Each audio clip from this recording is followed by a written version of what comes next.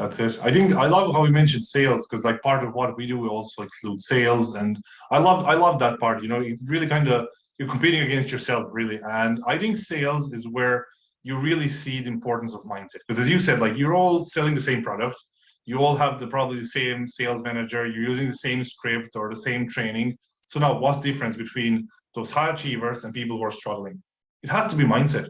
Like I've seen people, like again, when I was involved with Forex, like that includes like you investing your own money to earn more money. So what happened is like we used to get we all had access to same platforms, same charts, indicators, same educators who were millionaires, and we could copy their trades. And there was people who were just killing it, and people who struggle. And like what is the difference?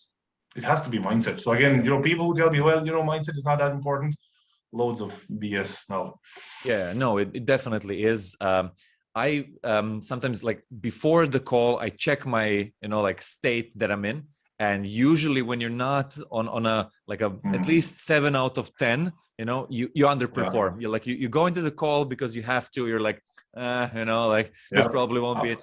And the calls are usually, nothing special. But then when you go to 7 and above, then you kind of get great conversations where you get a lot of information from people and people interact with you, and it just works out better, Absolutely. One of my mentors said, you can't give what you don't have. So if you're not kind of excited about it, how would you get your prospect excited? Or how, if you're not feeling good, like how do you expect them to feel good? So it's really like you're kind of, I know you're kind of talking to another person, but you're really kind of competing against yourself. So yeah, it's all, I love sales. It's good. Definitely. I also love the point where let's say you had a bad conversation with someone. He's like, no, I'm not interested.